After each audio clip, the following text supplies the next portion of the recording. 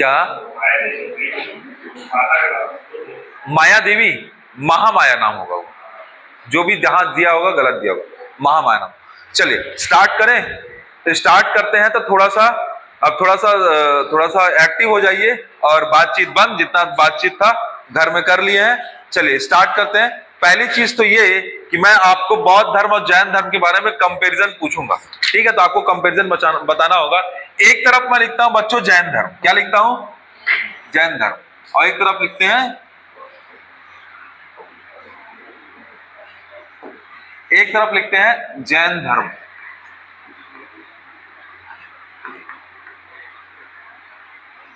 ठीक है? और एक तरफ लिखा जाता है बौद्ध धर्म। कौन सा धर्म? बौद्ध धर्म। चलिए जैन धर्म में स्टार्ट करते हैं ना। देखो जैन धर्म जो है, ध्यान से सुनते चलना, मैं पूछते हुए चलो। जैन धर्म जो है वो किस शब्द से बना है? तो जिन शब्द से बना है। किस शब्द से बना है? जिन शब्द से। जिन शब्द का क्या अर्थ होता है? जिन शब्द का अर्थ होता है विजेता। क्या अर्थ होता है? विजेता, विजय प्राप्त करने वाला। किस पे विजय प्राप्त करने वाला? तो इंद्रियों पर विजय प्राप्त करने वाला। जिन जिन शब्द का क्या अर्थ होता है? विजेता, जिसने अपनी इंद्रियों पर विजय प्राप्त कर ली। इंद्रियों पर विजय प्राप्त करने वाला, इंद्रियों पर विजय प्राप्त करने वाला। चलो जैन धर्म का संस्थापक किसे कहा जाता है? किसे कहा जाता है जैन धर्म का संस्थापक? तो जैन धर्म का वास्तविक संस्थापक कहा जाता है महावीर जैन को। लेकिन जैन धर्म के संबंध में 24 तीर्थंकर थे। कितने तीर्थंकर थे बच्चों? 24 तीर्थंकर थे। कितने तीर्थंकर थे भाई? 24। अब 24 तीर्थंकरों में पहले जो तीर्थंकर था बच्चों, क्या नाम है पहले तीर्थंकर का? ऋषभनाथ। क्या नाम है? याद करते चलिएगा, फाइनल कर रहा हूं, पूरा खत्म करूंगा आज। जैन धर्म बौद्ध धर्म एक साथ फटाफट ना। क्या नाम है? ऋषभनाथ। जो बच्चों दूसरे से लेके 23वें तीर्थंकर आप याद करो या ना करो चल जाएगा, लेकिन 22वें तीर्थंकर का नाम याद रखना। 22वें तीर्थंकर का नाम क्या है बताओ? क्या? अरिस्टनेम। क्या नाम है? अरिस्टनेम, ठीक है। 23वें तीर्थंकर का क्या नाम है? पार्श्वनाथ। क्या नाम है? पार्श्वनाथ। और 24वें तीर्थंकर का नाम क्या है? महावीर जैन। क्या नाम है? महावीर जैन। 24वें तीर्थंकर का नाम है महावीर जैन। बच्चों जो महावीर जैन है उन्होंने सबसे ज्यादा जैन धर्म को प्रचारित करने का कार्य किया। किसने किया सबसे ज्यादा जैन धर्म को प्रचारित करने का काम? महावीर जैन ने किया। किसने किया? महावीर जैन ने किया। इसलिए महावीर जैन को जैन धर्म का क्या माना जाता है? वास्तविक संस्थापक माना जाता है। क्या माना जाता है? वास्तविक संस्थापक माना जाता है। तो जैन धर्म का वास्तविक संस्थापक किसको माना जाता है? महावीर जैन को। लेकिन उसकी शुरुआत कहां किसने की थी? ऋषभनाथ ने, ठीक है। 23वें तीर्थंकर की खासियत क्या है? तो 23वें तीर्थंकर ने चार सत्य दिए। चार क्या दिए थे? सत्य दिए थे। 4 आर्य सत्य बोलते हैं। तो 4 आर्य सत्य दिए थे। वो क्या दिए थे? 4 आर्य सत्य दिए थे। अहिंसा, अस्तेय, अपरिग्रह और क्या दिए थे? सत्य। ये 4 सत्य किसने दिए थे? पार्श्वनाथ ने दिए थे। 5वां सत्य किसने दिया था? 5वां सत्य महावीर जैन ने दिया था। वो क्या दिया था? ब्रह्मचर्य। तो जैन धर्म में 5 प्रकार के सत्य की बात की गई है। कितने प्रकार के सत्य की बात की है? 5। जैन धर्म में कितने प्रकार के सत्य? 5, जिसमें 4 आर्य सत्य कहां से हैं? पार्श्वनाथ के द्वारा दिए गए। और 5वां आर्य सत्य क्या है? ब्रह्मचर्य, जो किसके द्वारा दिया गया है? महावीर जैन के द्वारा दिया गया। याद रहेगा, ठीक है। अब आ जाओ इसी तरीके से देखो, चलिए पहले इसी को कर लेते हैं। केवलिन का मतलब क्या होता है बच्चों? जिसने कैवल्य की प्राप्ति कर ली।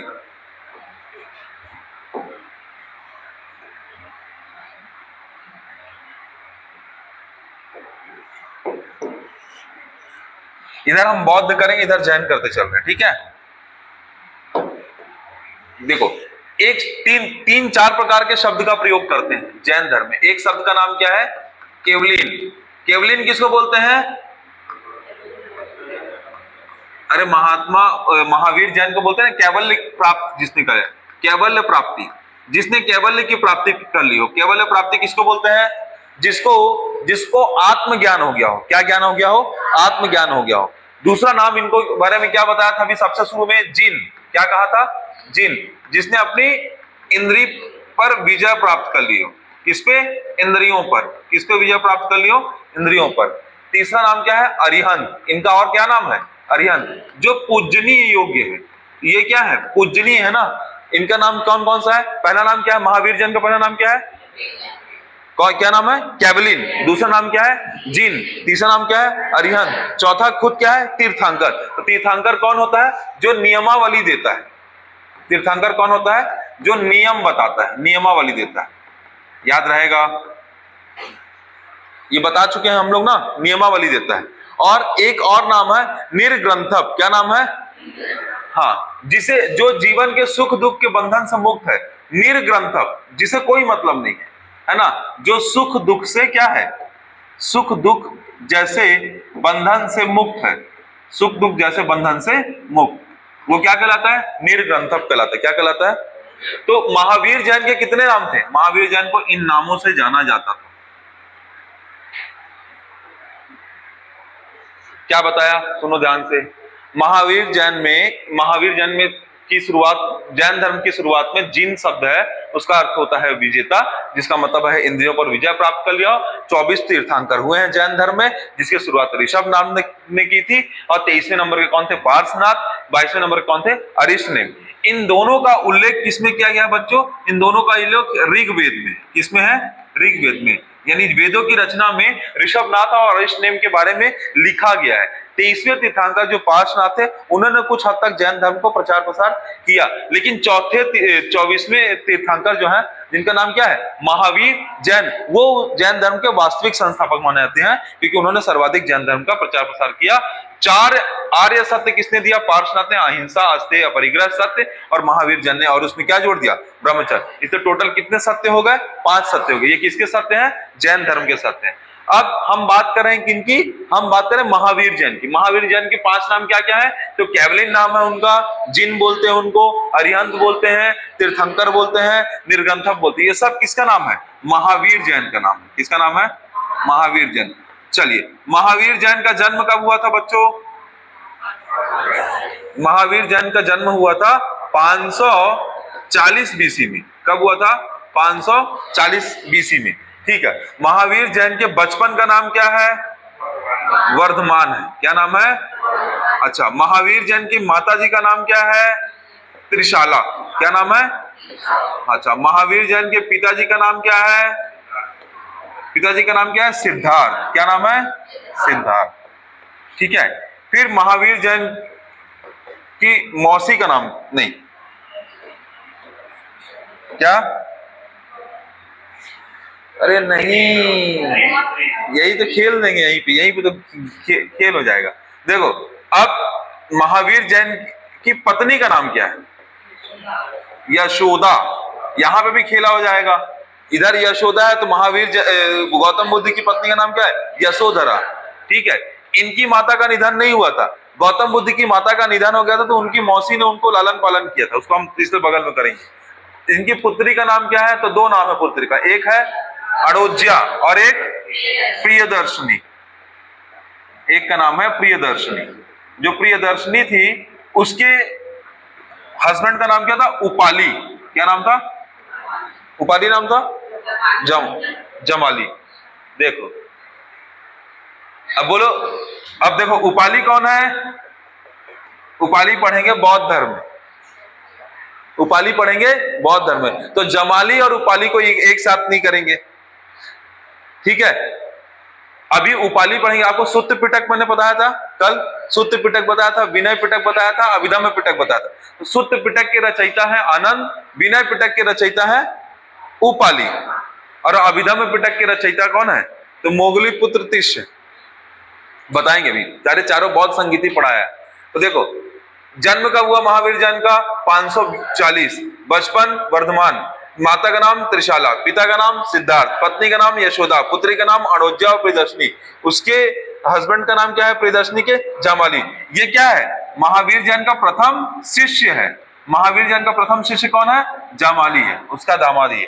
ठीक है। आगे देखो, समझोगे बच्चों तो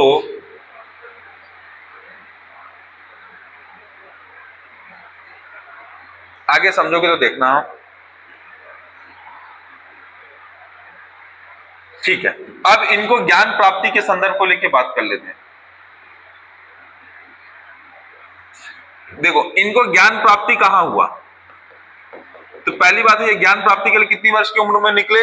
36 वर्ष की उम्र में निकले। किसने? 30 वर्ष की उम्र में निकले। 12 वर्ष का समय लिया। कितने वर्ष का समय लिया? और 42 वर्ष की उम्र में इनको क्या हुआ? ज्ञान प्राप्ति हुआ। अच्छा, ये कहां पे इनको ज्ञान का प्राप्ति हुआ है? कौन सी जगह से ज्ञान का प्राप्ति हुआ है? साल वृक्ष के नीचे। कौन सी जगह पे? अरे साल वृक्ष के नीचे हो गया। और कौन सी नदी? रिज्जुपालिका नदी। और कौन सा जगह? जिम्बीग्राम। कहां है जिम्बीग्राम? देखिए, 30 ज्ञान प्राप्ति 30 वर्ष की उम्र में इन्होंने गृह त्यागा। 30 वर्ष की उम्र में गृह त्यागने के बाद कहां गए? 12 वर्ष की उम्र तक उनको तपस्या तप करने में समय लगा। ठीक है, और टोटल 42 वर्ष की उम्र में उनको ज्ञान की प्राप्ति हुआ। और साल वृक्ष के नीचे। कौन सा? साल वृक्ष के नीचे रिज्जुपालिका नदी जिम्बीग्राम में क्या हुआ? उनको ज्ञान की प्राप्ति हुई। किसको? महावीर जैन को। और महावीर जैन की मृत्यु कब हुई? इन लोगों को मैं बोलता हूं डेली कि 10 बजे के बाद चालू किया करो। पॉज करना, पॉज करना ना। तो बच्चों, मैं बता रहा था कि ज्ञान प्राप्ति जो हुआ है उसमें उनको 12 वर्ष का समय लगता है। 30 वर्ष की उम्र में वो क्या करते हैं? घर छोड़ देते हैं। 42 वर्ष की उम्र में उनको ज्ञान प्राप्ति होता है। कौन सा वृक्ष के नीचे? साल वृक्ष के नीचे। कौन सी नदी? रिज्जुपालिका नदी। कौन सा ग्राम? जिम्बीग्राम। अब इनकी मृत्यु कब होती है? इनकी मृत्यु होती है 468 बीसी में। कहां होती है? कहां होती है? पावापुरी में। कहां होती है? पावापुरी में। तो ये आप महावीर जैन के बारे में याद रखिएगा। ठीक है, अब इसी पहले में मैं इसके जस्ट पहले आपको बौद्ध धर्म से रिलेटेड कुछ चीजें बताऊंगा, बट उसके पहले हम क्या करते हैं, यहीं पे हम इसको देख लेते हैं। जैन बौद्ध धर्म के संस्थापक का नाम क्या है? क्या नाम है? गौतम बुद्ध। तो बौद्ध धर्म संस्थापक कौन है? गौतम बुद्ध।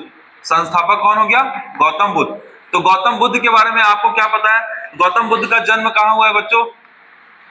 लुम्बिनी ग्राम में। कहां हुआ है? लुम्बिनी ग्राम में। कहां है ये? नेपाल में। वर्तमान में कहां है? नेपाल में। ठीक है, जब जन्म हुआ उसके बाद उनकी माता जी का नाम क्या है? महामाया। ठीक है, इनकी माता का निधन हो गया था, तो इनकी दूसरी माता का नाम क्या है, यानी मौसी का नाम क्या है? गौतमी प्रजापति। इन्होंने इनका क्या किया? लालन पालन किया। फिर तीसरा पॉइंट क्या आ गया? जन्म। पिता कौन है? शुद्धोधन। पिता कौन थे? शुद्धोधन। अब पिता के बाद क्या है? इनकी पत्नी का नाम क्या है? यशोधरा। यशोदा नहीं, यशोधरा। ठीक है, पुत्र का नाम क्या है? राहुल।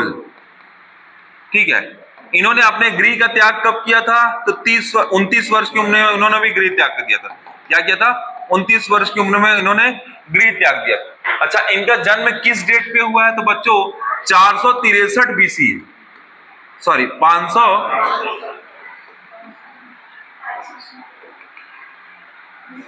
कौन सा? 563 बीसी में। ठीक है, 29 वर्ष की उम्र में इन्होंने क्या किया? गृह त्याग किया। 563 बीसी, 29 वर्ष की उम्र में क्या किया? गृह त्याग किया। और 6 वर्ष का समय लगा उनको। कहां उन्होंने वो तपस्या की? तो बोध गया। कहां? बोध गया। बोधि वृक्ष के नीचे, अर्थात बोधि वृक्ष का मतलब पीपल का वृक्ष। कौन सा वृक्ष? पीपल के वृक्ष के नीचे उन्होंने तपस्या की थी। और कौन सी नदी? तो निरंजना नदी। कौन सी नदी? निरंजना नदी के किनारे। ठीक है, बोधि वृक्ष। यहां पे किसने किया? गौतम बुद्ध ने। किसने? गौतम बुद्ध ने। अब गौतम बुद्ध ने बच्चों जैसे उनको ज्ञान प्राप्त हुआ, उन्होंने प्रथम उपदेश दिया। याद करते चलिएगा इसको। प्रथम उपदेश उन्होंने सारनाथ में 5 ब्राह्मणों को दिया। किसको दिया? हाँ। फिर उन्होंने अंतिम, देखिए, प्रथम उपदेश के बाद जो उन्होंने सर्वाधिक उपदेश कहां दिए? तो सर्वाधिक उपदेश उन्होंने श्रावस्ती में दिए। कहां दिए बच्चों? श्रावस्ती में दिए। सर्वाधिक उपदेश उनके द्वारा कहां दिया गया? श्रावस्ती एक जगह, वहां दिया गया। इसके अलावा उन्होंने अंतिम उपदेश कहां दिया? तो अंतिम उपदेश कहां देंगे? कुशीनारा में दिया। कहां दिया? कुशीनारा में। अंतिम उद्देश्य किस व्यक्ति को दिया, ये आपकी बुक में नहीं है तो इसको याद रखिए, सुभद्र बोलते हैं, और यही इसी को या फिर सुभद्र बोलते हैं, दोनों देखने को मिलता है, सुभद्र या सुभद्र, ठीक है, सुभद्र या सुभद्र। अंतिम उद्देश्य। इनकी मृत्यु कब हुई बच्चों, इनकी मृत्यु हुई है कुशीनारा में, कब हुई है, 483 बीसी में। और 483 बीसी में क्या हुआ है, प्रथम बौद्ध संगीति, याद रहेगा ये वाला चीज, रिवाइज करा रहा है ना आज पूरा एक बार। कोई दिक्कत बताओ, कुछ थोड़ा बहुत इतना सा कुछ तो दिक्कत है, कोई दिक्कत ही नहीं है, याद हो गया पूरा। अब देखो बौद्ध धर्म से रिलेटेड बच्चों क्या हुआ, जब जैन धर्म जो था, जैन धर्म क्या था, अपनी चीजों में कठोरवाद को लिए हुआ था। बौद्ध धर्म जो था मध्यम प्रतिपदा पर आधारित था। कैसे आधारित था, मध्यम प्रतिपदा पर आधारित था, यानी मध्यम मार्ग पर आधारित था, इसका अनुकरण करना आसान था। इसलिए जैन धर्म के काउंटर में कौन सा धर्म आया, बौद्ध धर्म आया। कौन सा धर्म आया, बौद्ध धर्म आया। तो बौद्ध धर्म से रिलेटेड बच्चों कितनी संगीतियां हुई हैं, बौद्ध धर्म को बढ़ाने के लिए कितने बार गठन हुआ है, तो 4 संगीतियां हुई है। कितनी संगीतियां हुई है, 4 संगीतियां। ये चारों संगीति को मैं आपको वो पूछ रहा हूं। चलिए पहला संगीति जो हुआ है उसका सन कौन सा है, चलिए इसमें सन की बात कर लेंगे, इसमें हम राजा की बात कर लेंगे, नहीं पहले हम बात करेंगे राजधानी की, पहले हम राजधानी की बात कर लेंगे।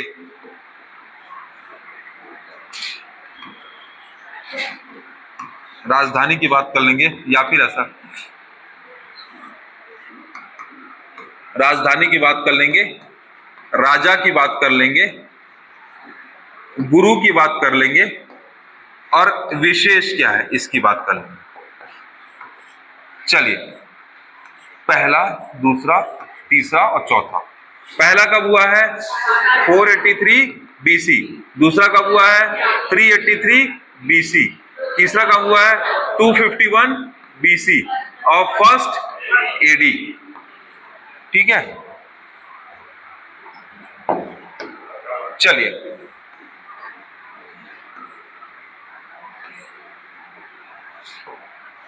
मुझे ये बताइए राजधानी कौन कौन सी रही है। हमने चीट कोड क्या पढ़ा था, RVPK, ऐसे कुछ चीट कोड पढ़ा था। चीट कोड जब ऐसे पढ़ा था तो नाम क्या क्या है, नाम देखिएगा।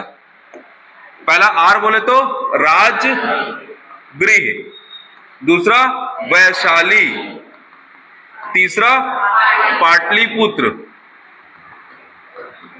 चौथा का कुंडल ग्राम, कुंडल ग्राम।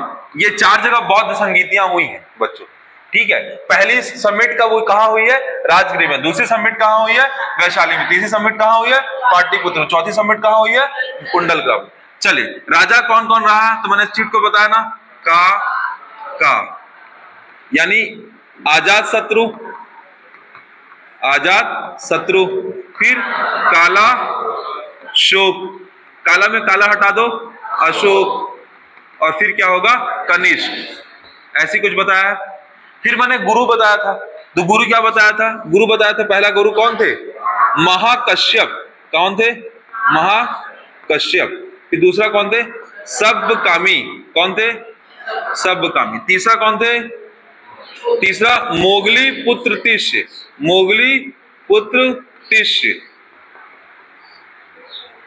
और कौन, वासुमित्र। चौथे गुरु कौन थे, वासुमित्र। ऐसी कुछ था। फिर विशेष क्या है, तो बच्चों बौद्ध धर्म की पहली संगीति में क्या हुआ था, पहली संगीति में 2 चीजें हुई थी। क्या क्या हुई थी, सुत्त पिटक, अब यहाँ पे इसको बताएंगे ना बच्चों, सुत्त पिटक के बारे में सुनो। और दूसरा कौन सा है, विनय पिटक। बच्चों जो सुत्त पिटक है वो सबसे वृहद पिटक है। सुत्त पिटक में गौतम बुद्ध के द्वारा दिए गए उपदेश, दिए गए संदेश, जो जनता को पहुंचना है, दी गई शिक्षा, इन सब का वर्णन है। किसमें है, सुत्त पिटक में। अच्छा, क्योंकि बौद्ध धर्म में गौतम बुद्ध का जो शिष्य था वो आनंद था। आनंद ने सुत्त पिटक की रचना की है। किसने की है रचना, आनंद। संकलन करता है, सुत्त पिटक की संकलन करता कौन है, आनंद है। अब इसने ही क्या किया था, इसने ही महिलाओं को बौद्ध धर्म में शामिल किया जाना चाहिए, इसको लेके जिक्र किया था। किसने? हाँ, किससे? गौतम बुद्ध से। तब गौतमी प्रजापति जो उनकी मौसी थी, सबसे पहले उनको शिष्य बनाया गया था। किसमें? बौद्ध धर्म में। ये थी ना गौतमी प्रजापति,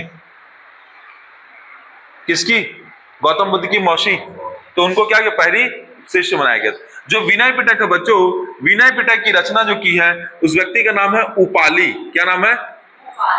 विनय पिटक में नियम, अनुशासन, इन सब चीजों के बारे में कहा गया। और नियम अनुशासन के बेसिस पे बौद्ध भिक्षु पूरे कार्य करेंगे। अगर कोई भिक्षु जो होता है उसके बेसिस पे काम नहीं करेगा तो उसको क्या मतलब, उसको उस संघ में शामिल नहीं रहने दिया जाएगा। यानी विनय पिटक में क्या लिखा गया है? नियमावली लिखी गई।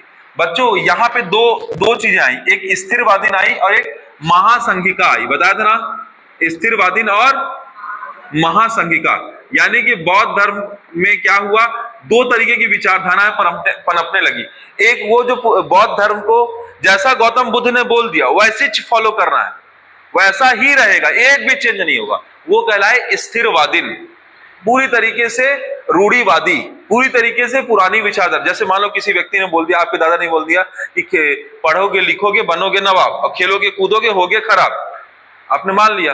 पर विराट कोहली तो खराब नहीं है, नीरज चोपड़ा तो खराब नहीं है, मामला गड़बड़ हो गया, गलत शिक्षा दे दिया इन लोग। तो वो क्या हो गया, जो पुरानी नहीं नहीं नहीं नहीं, नहीं। अब आपके पिताजी बोले नहीं नहीं जैसे दादाजी बोले तो वही सही है, पढ़ोगे लिखोगे बनोगे नवाब, खेलोगे कूदोगे होगे खराब। तो जो पुरानी विचारधारा है वो क्या है? स्थिरवादी है। उसको क्या बोलेंगे? रूढ़िवादी। और महासंघिका क्या है? नई विचारधारा, प्रगतिवादी। तो जब दूसरी बार बौद्ध संगीति हुई तो दो ब्रांच बनी, स्थिरवादी और महासंघिका। समझ आया? तीसरा क्या हो गया? तो तीसरा ये हो गया बच्चों, तीसरे में क्या हुआ, तीसरे में मोगली पुत्र जो थे उन्होंने दो चीजों की रचना की, एक कथा वस्तु की रचना की और तीसरा है अभिधम्म पिटक। किसकी रचना की? अभिधम्म पिटक। तीन पिटक है बौद्ध धर्म में, तीन पिटक है, सुत्त पिटक, विनय पिटक, अभिधम्म पिटक। तो अभिधम्म पिटक किसने रचना की है? मोगली पुत्र ने। कथा वस्तु की रचना किसने की है? मोगली पुत्र ने। चतुर्थ की बात करोगे, अच्छा चौथी बोल तो इसमें हीनयान और महायान, हीनयान और महायान दो ब्रांच फिर खुल गई। यानी हीनयान पूरे तरीके से रूढ़िवादी है, जो गौतम बुद्ध को मानते हो। महायान क्या है? प्रगतिवादी है। यानी आप देखते हो कि बौद्ध संगीतियों में हीनयान और महायान चौथी संगीति में और स्थिरवादी महासंघिका दूसरी संगीति में बंटते हैं। रूढ़िवादी और प्रगतिवादी दो अलग अलग विचारधारा। कथा वस्तु और अभिधम्म पिटक का निर्माण किसने किया? मोगली पुत्र ने। सुत्त पिटक किसने लिखा? आनंद ने। विनय पिटक किसने किया? उपाली ने। याद रहेगा, ठीक है।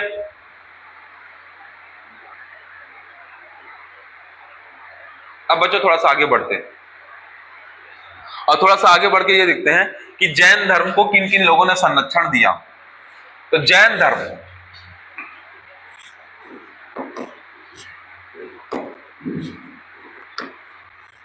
क्या हो गया भाई?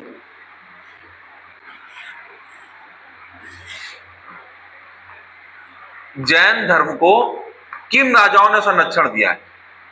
तो पहली चीज, जैन धर्म को सपोर्ट करने वाले लोग कौन कौन थे? तो जैन धर्म को सबसे पहले किसने संरक्षण दिया? बिंबिसार ने दिया। किसने दिया? बिंबिसार ने। और जैन धर्म को किसने संरक्षण दिया? अजातशत्रु ने। किसने दिया? अजातशत्रु ने। और किसने संरक्षण दिया? तो खारवेल के राजा ने दिया। किसने दिया? खारवेल के राजा ने। उसने क्या किया? उदयगिरी की गुफा में जगह दी जैन भिक्षुओं को रहने के लिए। कौन कौन से राजाओं ने जैन धर्म को सपोर्ट किया वो बता। खारवेल के राजा ने। खारवेल के राजा का नाम क्या है? खारवेल के राजा क्या है? चंड प्रद्योत।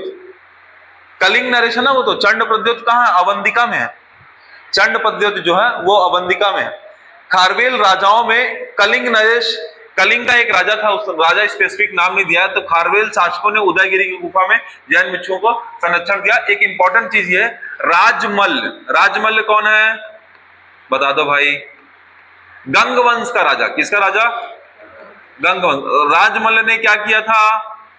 अरे बोल दो। श्रवणबेलगोला में गोमतेश्वर मंदिर का निर्माण कराया था। किसने कराया था? श्रवणबेलगोला में किसने कराया था? श्रवणबेलगोला में गोमतेश्वर मंदिर का निर्माण कराया था। वो कैसा मंदिर है? जैन आधारित है, जैन अनुयायी आधारित है। कैसा आधारित है? जैन। और राष्ट्रकूट का एक राजा है। राष्ट्रकूट राजा कौन है? राष्ट्रकूट राजा अमोघवर्ष। क्या नाम है? अमोघवर्ष। तो राष्ट्रकूट राजा अमोघवर्ष ने क्या किया है? अरे किसी चीज की रचना की थी ना, क्या की थी वो?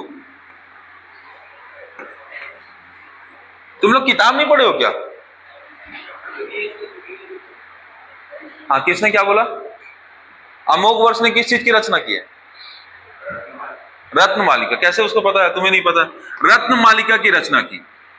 अमोघवर्ष ने रत्नमालिका की रचना की, जिसमें क्या किसको बताया गया? जिसमें जैन धर्म की चीजों को लेके बात की गई। मतलब इतने राजा हैं जिन्होंने जैन धर्म को लेके संरक्षण दिया। वहीं पे अगर बौद्ध धर्म की बात करोगे बच्चों, तो बौद्ध धर्म को किन किन लोगों ने संरक्षण किया? तो देखिएगा, बौद्ध धर्म को कौन कौन से राजा ने संरक्षण दिया? चलो बताओ। एक तो बिंबिसार ने दिया, ठीक है। दूसरा अजातशत्रु ने दिया। बिंबिसार ने क्या दिया था बच्चों? बिंबिसार के कहने पर अजातशत्रु ने वेणुवन विहार दिया था। याद आया? वेणुवन विहार। बिंबिसार और अजातशत्रु। साथ ही साथ कौन? उदयन। फिर सबसे महत्वपूर्ण राजा कौन रहे हैं बौद्ध धर्म के लिए? अशोक। अशोक ने 84,000 स्तूपों का निर्माण कराया, 84,000 स्तूप्स का निर्माण कराया। इसके अलावा अगर आप बात करोगे तो जैन धर्म को लेके ना अलग अलग चीजें रही हैं बच्चों। मैं आपको टेबल आज बना के एक नई इंफॉर्मेशन दूंगा, जिसमें आपका अलग अलग फैक्ट भी कवर होगा। अशोक के अलावा जो राजा रहे हैं उनका नाम है हर्षवर्धन। क्या नाम है? हर्षवर्धन। इसके अलावा एक राजा का नाम है धर्मपाल। क्या नाम है? धर्मपाल। एक और राजा का नाम है कनिष्क। क्या नाम है? कनिष्क। ठीक है। और 2-3 राजा अभी आएंगे तो मैं उनको बता दूंगा। देखो बच्चों, क्या हुआ है कि बौद्ध धर्म के लिए अलग अलग राजाओं ने अलग अलग महाविद्यालय बनाए। क्या बनाए? अलग अलग महाविद्यालय बनाए। और उन महाविद्यालय पे अलग अलग क्या है? दार्शनिक आए, और दार्शनिकों ने क्या किया? अलग अलग, जैसे वेनसांग आए। वेनसांग कहाँ आए थे? नालंदा विश्वविद्यालय आए थे। अच्छा चलो, मैं आपको जो जगह बता रहा हूं सुनते चलो। पहला एक है नालंदा विश्वविद्यालय। कौन सा है? आपकी बुक में नहीं है, इसको नोट करना है। एक है नालंदा विश्वविद्यालय, दूसरा है वल्लभी विश्वविद्यालय। क्या है? तीसरा जो है ओदंतपुरी विश्वविद्यालय। 3 विश्वविद्यालय का नाम लिया। पहला, दूसरा वल्लभी, तीसरा अच्छा नालंदा कहाँ है? बिहार। वल्लभी कहाँ है? गुजरात। ओदंतपुरी विश्वविद्यालय कहाँ है? ये है बिहार। विक्रमशिला याद रहेगा, विक्रमशिला तो याद रहेगा, विक्रमशिला विश्वविद्यालय। और एक जगदल विश्वविद्यालय। कौन सा विश्वविद्यालय? जगदल। 5 विश्वविद्यालय बताया मैं आपको। ठीक है, आप 4 याद कर लो, काफी है। 4 नहीं तो 3 तो याद ही कर सकते हो। एक नालंदा विश्वविद्यालय याद रहेगा, एक विक्रमशिला विश्वविद्यालय याद रहेगा, और एक ओदंतपुरी विश्वविद्यालय याद रहेगा, और एक वल्लभी विश्वविद्यालय याद रहेगा। 4 विश्वविद्यालय याद रहेगा। चारों विश्वविद्यालय का नाम लिखते हैं। पहला कौन सा है? बोलो। नालंदा विश्वविद्यालय। कौन सा? नालंदा विश्वविद्यालय। ठीक है। दूसरा कौन सा है? चलो वल्लभी बोल दे, वल्लभी लिख देते हैं। वल्लभी विश्वविद्यालय। वल्लभी विश्वविद्यालय। ठीक है, विश्वविद्यालय। ठीक है। तीसरा कौन सा है? ओदंतपुरी। कौन सा है? ओदंतपुरी विश्वविद्यालय। चौथा कौन सा है? चौथा है विक्रमशिला विश्वविद्यालय। कौन सा? विक्रमशिला विश्वविद्यालय। अब मैं आपको ये क्यों लिखा रहा हूं भाई? जब आप इतिहास पढ़ोगे ना तो अलग अलग राजा अलग अलग विश्वविद्यालय में अलग अलग दार्शनिक लोगों को बुलाएंगे और अलग अलग धर्म की बात बताएंगे। तो नालंदा विश्वविद्यालय में कौन आएगा? वेनसांग आएगा। कौन आएगा? वेनसांग आएगा। और इसके संस्थापक जो है कुमारगुप्त हैं। कौन है? बच्चों डायरेक्ट क्वेश्चन पूछता ना कि नालंदा विश्वविद्यालय किसने बनाया, तो याद रखिएगा किसने बनवाया? कुमारगुप्त ने। किसने बनवाया? कुमारगुप्त ने। कहां है ये? बिहार में। कहां है? बिहार। किसने बनवाया? कुमारगुप्त ने। दूसरा आपको कौन सा दिख रहा है? वल्लभी विश्वविद्यालय दिखा।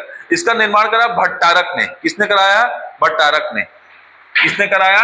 भट्टारक ने। कहां है ये? गुजरात में। कहां है? गुजरात। तीसरा आपको विश्वविद्यालय कौन सा दिख रहा है? ओदंतपुरी विश्वविद्यालय दिख रहा है।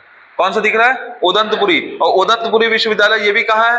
बिहार में है। और इसको संस्थापक कौन है? तो गोपाल है। इसके संस्थापक कौन है? गोपाल। और विक्रमशिला विश्वविद्यालय कहां है? तो विक्रमशिला विश्वविद्यालय के संस्थापक का नाम है धर्मपाल। क्या नाम है? धर्मपाल। समझ आया? यानी पाल वंश के राजाओं ने भी बौद्ध धर्म को संरक्षण दिया। क्या दिया? पाल वंश के राजाओं ने क्या किया? बौद्ध धर्म को संरक्षण दिया। देखो, ये मुख्यतः है बौद्ध शिक्षा का केंद्र था। किसका केंद्र था? बौद्ध शिक्षा का। मुख्यतः किसका केंद्र था? बौद्ध शिक्षा का। फिर मैंने बताया ना, बौद्ध धर्म कितने हिस्सों में टूटा? हीनयान और महायान। कितने हिस्सों में टूटा? हीनयान और महायान। तो जो वल्लभी है बच्चों, वो हीनयान शाखा को प्रमोट करता है। किसको प्रमोट करता है? हीनयान। जो ओदंतपुरी है वो महायान शाखा को सपोर्ट करता है। किसको? महायान। और जो विक्रमशिला विश्वविद्यालय है वो वज्रयान शाखा को प्रमोट करता है। अलग अलग चीजें हैं भाई। एक बौद्ध शिक्षा को बताता है, एक हीनयान को बताता है, एक महायान को बताता है, एक वज्रयान को बताता है।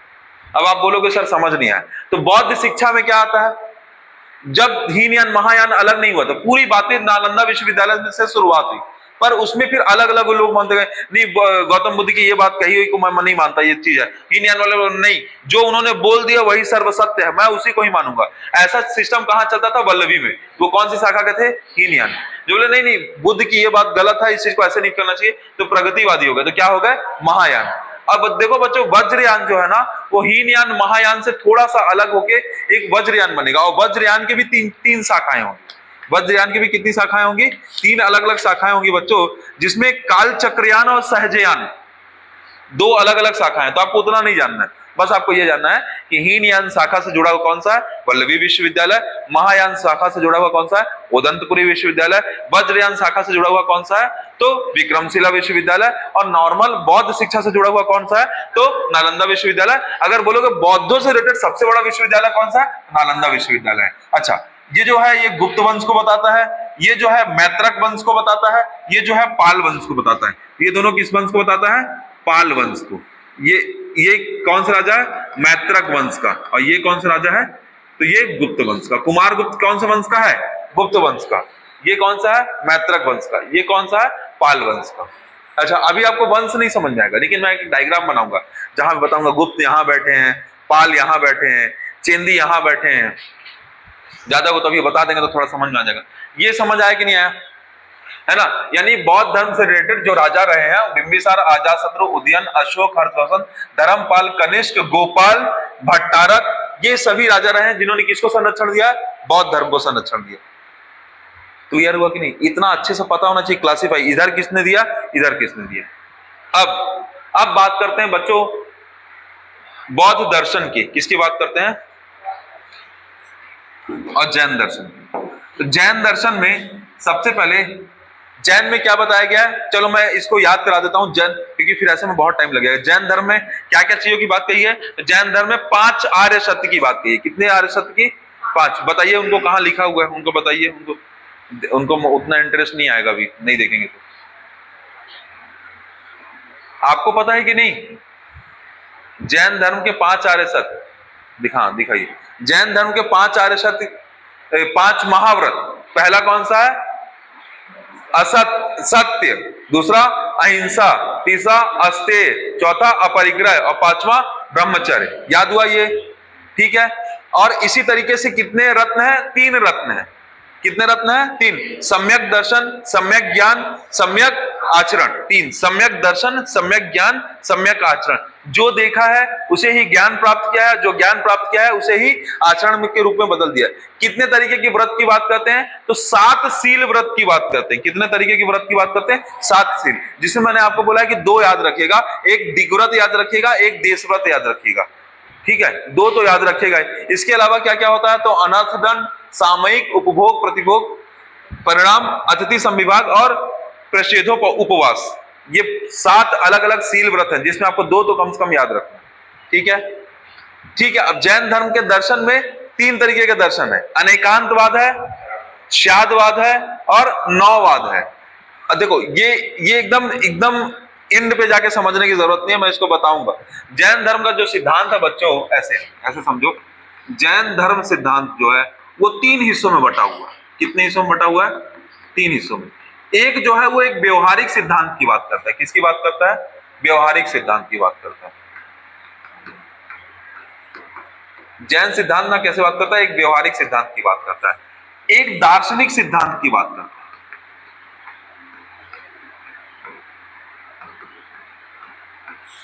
एक दार्शनिक सिद्धांत की बात करता है और एक सामाजिक सिद्धांत की बात करता है। तीन तरीके से बांट के पढ़ेंगे सामाजिक सिद्धांत।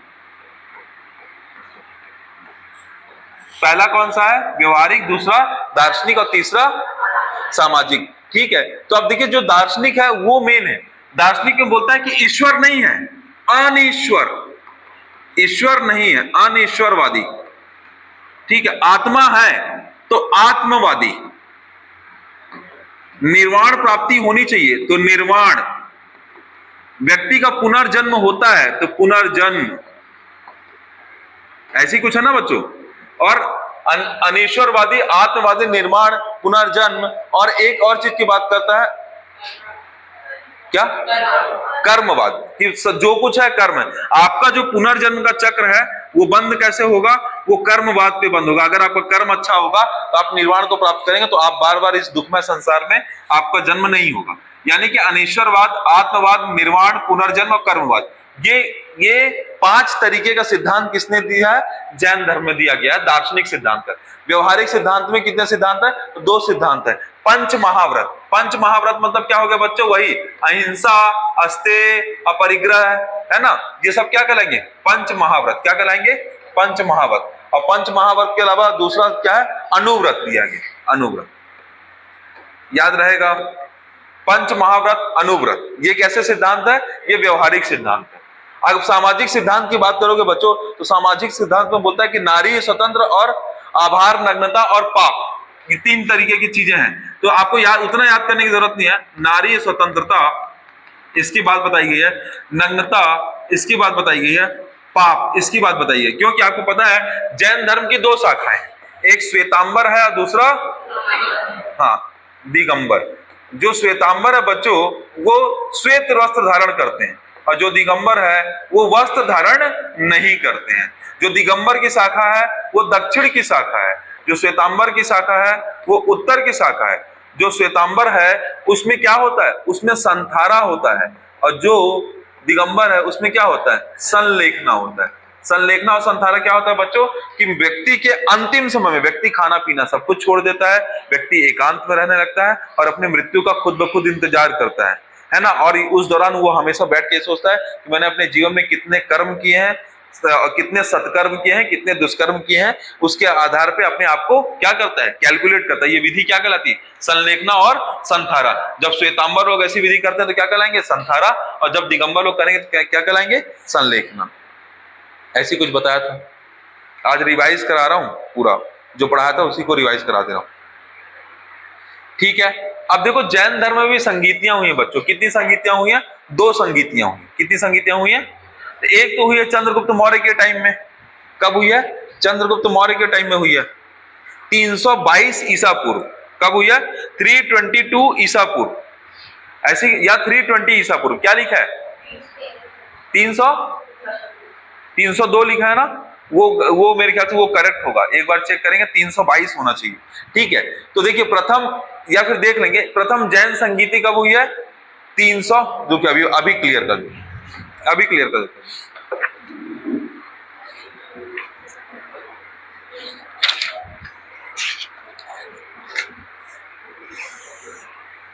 हाँ, प्रथम जैन संगीति जो है बच्चों एकदम सही मैं बोला था, 322 होगा। आप अपनी बुक में करेक्ट कर लीजिएगा।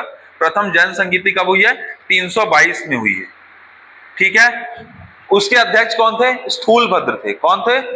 स्थूलभद्र थे। और द्वितीय जैन संगीति कब हुई है? वो 512 एडी में हुई है। कहां हुई है? वल्लभी में हुई है। कहां हुई है बच्चों? वल्लभी में। ठीक है, उसके कौन थे अध्यक्ष? देवर्धि क्षमा श्रवण थे। याद रहेगा, देवर्धि क्षमा श्रवण थे। तो इस तरीके से क्या हो गया? जैन धर्म के पूरे सिद्धांतवादी हो गए, सिद्धांत कर्म ये सब।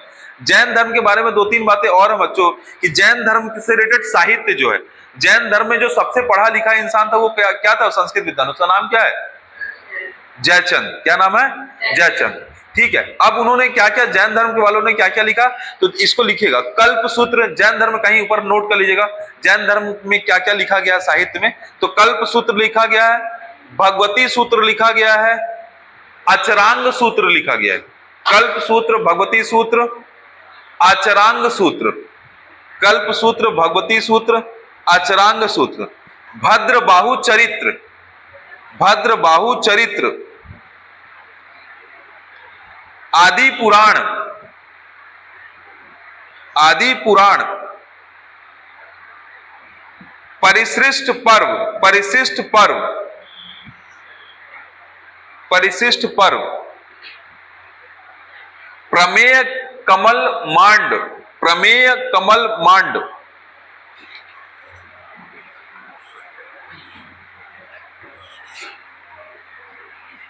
चलिए याद कीजिए मेरे साथ, पहला क्या लिखा गया है?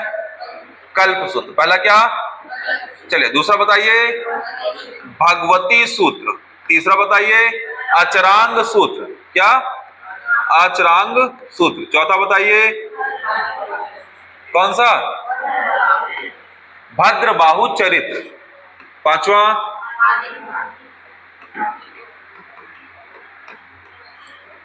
पांचवा कौन सा? आदि पुराण। पांचवा कौन सा है? आदि पुराण। और छठवां परिशिष्ट पर्व।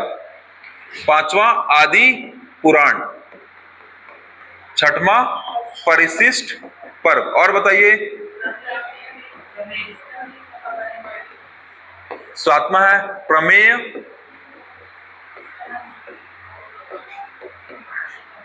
प्रमेय कमल मांड।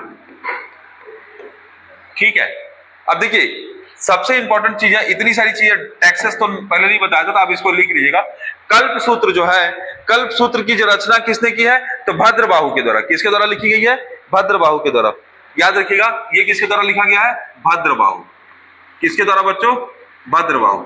भगवती सूत्र किसके द्वारा लिखा गया है? जीवक चिंतामणि, जीवक चिंतामणि, जीवक चिंतामणि। ठीक है, पहला कौन सा है? भद्रबाहु। दूसरा कौन सा है? जीवक चिंतामणि। तीसरा जो है वो आचरांग सूत्र है, वो भिक्षुओं के द्वारा लिखा गया है, जिसमें आचार नियम की बात कही गई। भिक्षुओं के द्वारा संकलन है ना, ये भिक्षुओं के द्वारा, भिक्षुओं के आचार नियम है इसमें, आचरांग सूत्र, आचार नियम। भद्रबाहु चरित किसके द्वारा लिखा जाएगा? तो भद्रबाहु चरित भद्रबाहु के द्वारा लिखा जाएगा। और आप इसमें स्पेशली चंद्रगुप्त मौर्य को लेके लिखा गया। किसको?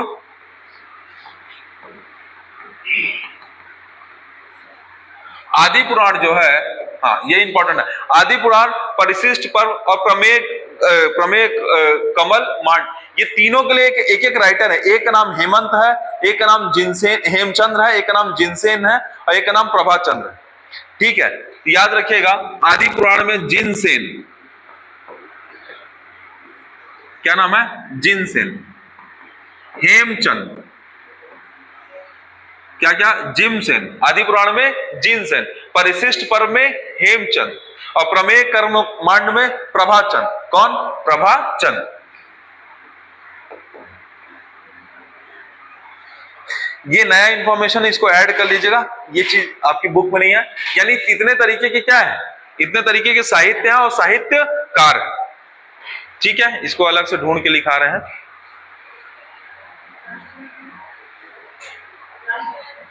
राष्ट्रवाला प्रभाचंद्र, प्रभाचंद्र। ठीक है बच्चों, ये जैन साहित्य हो गया। जैन साहित्य की खासियत क्या है? जैन साहित्य कितनी लैंग्वेज में लिखा गया था? तो जैन साहित्य सूरसेनी में लिखा गया था, फिर अरे बोलते जाओ, संस्कृत में लिखा था, कन्नड़ में लिखा था, और किस में लिखा था? पहले तो प्राकृत भाषा में था, तो प्राकृत भाषा, सूरसेनी भाषा, संस्कृत भाषा, कन्नड़ भाषा।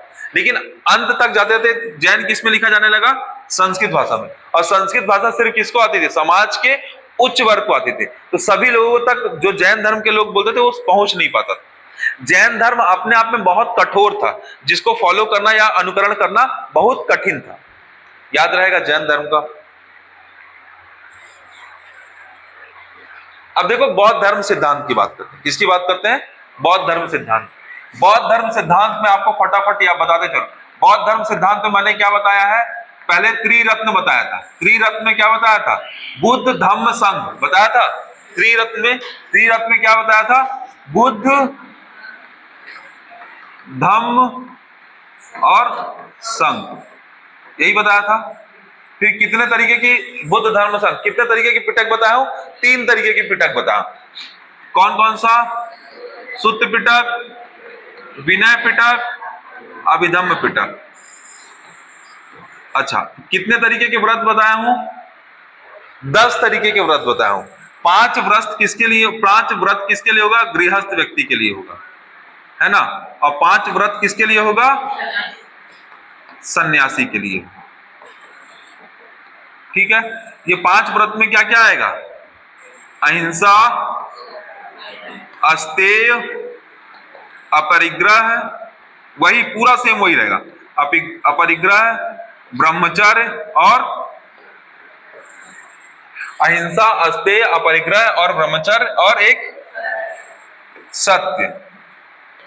अब ये इसमें क्या होगा? इसमें ये है कि पहले तो विचार बुरे नहीं होने चाहिए, ठीक है। खान पान जो है वो बेसमय नहीं होना चाहिए। फिर मद्यपान का सेवन नहीं होना चाहिए। फिर जिस बिछौने में आप सोते हो बिस्तर बहुत आरामदेह नहीं होना चाहिए। और आभूषण और स्त्री संसर्ग नहीं होना चाहिए, नहीं होना चाहिए। ये 5 किसके लिए कहा गया है? सन्यासियों के लिए कहा गया, ठीक है। इसके अलावा 8 प्रकार के क्या कहे गए हैं? देखो, 4 तरीके के चीजों जीवन में क्या है? समस्याएं हैं। कैसी समस्याएं? 4 तरीके की समस्याएं बताएंगे। दुख है। दुख क्या है? पहले तो क्या है? दुख है, फिर दुख समुदाय है, फिर दुख निरोध है। मैंने बताया था ना, कल क्या बताया था? पहले तो क्या है? दुख है। पूरी दुनिया में क्या है? सिर्फ दुख ही दुख है। फिर दुख का क्या है? समुदाय। हर एक चीज एक दूसरे पर डिपेंड कर रही है। जितना तृष्णा रखोगे, जितनी चाहत रखोगे उतना, और वो चीज अचीव नहीं कर पाओगे तो उतना ही दुख होगा। तो दुख है, दुख समुदाय है, इस दुख का निरोध है। और फिर क्या है? दुख समुदाय, दुख निरोध, प्रतिगामी, दुख निरोध, बोलो ना,